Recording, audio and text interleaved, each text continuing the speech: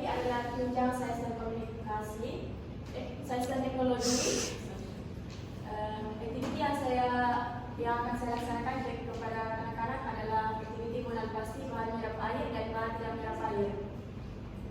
Aktiviti ini dapat mengajar murid tentang konsep keupayaan tentang bahan yang menyerap air dan bahan tidak menyerap air dari segi tindak balas bahan tersebut. Selain itu, aktiviti ini membantu murid untuk memahami lebih mendalam tentang prinsip asas sains. Kadang-kadang juga dapat belajar sambil bermain dan dapat pengalaman yang baru. Ini contoh rancangan pelajaran saya. Dalam set induksi, guru akan memperkenalkan diri dan bermusra kepada murid, dan guru juga akan menjelaskan aktiviti apa yang akan dilaksanakan. Seterusnya, imajinasi. Pendidik meminta murid untuk meramal sama ada bahan tersebut menyerap air atau tidak menyerap air. Langkah 1, pendidik memberi peluang kepada murid untuk memilih kipasan yang mereka inginkan. Langkah 2, murid melakukan simulasi aktiviti bahan menyerap air dan bahan yang tidak menyerap air dengan menenggelamkan bahan yang dipilih oleh murid di dalam bekas yang berisi air. Seterusnya, guru juga mengedarkan lembaran kerja. Penutup, pendidik membuat sesi soal jawab dan bernyanyi bersama-sama murid. Ya, ini penerangan mengenai bahan konkret yang digunakan dalam aktiviti. Bahan konkret yang saya gunakan dalam aktiviti ini adalah alat bantu pengajar ABM. Contohnya seperti ini.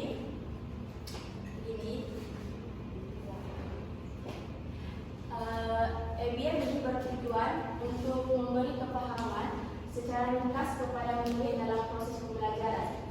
Seterusnya, murid lebih mudah belajar jika melihat sesuatu yang konkret karena akan menarik minat kanak-kanak itu untuk mempelajari lebih dalam.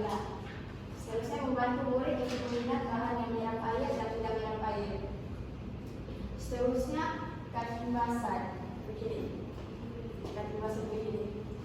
Katimbasan ini merangsang indera mata dan telinga murid. Contoh merangsang mata adalah contoh merangsang penglihatan murid melalui gambar yang ditunjukkan dalam katimbasan.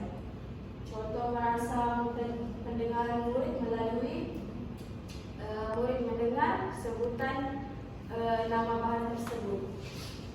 Seterusnya, katimbasan ini penting untuk aktiviti simulasi yang meminta murid untuk memilih bahan yang telah disediakan dalam kotak. Kerana aktiviti simulasi ini memerlukan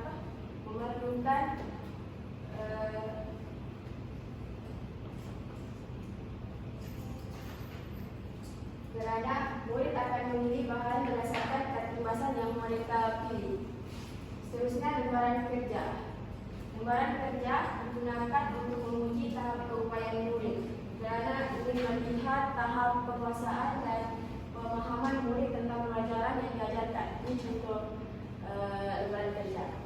Murid akan diminta untuk menandakan betul bagi bahan boleh menyerap air dan salah bagi bahan yang tidak menyerap air.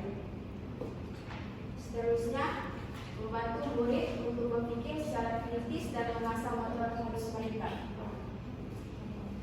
Berdasarkan lembaran kerja ini juga, guru dapat membuat refleksi bagi setiap murid. Untuk kesimpulannya, aktiviti mengenal pasti bahan menyerap air dan bahan tidak menyerap air ini memberi peluang yang menarik kepada murid untuk meneroka dan memahami konsep asas dalam sains.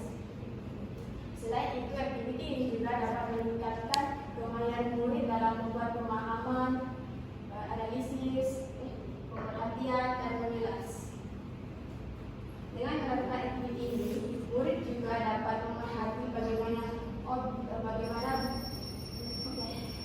Terima kasih.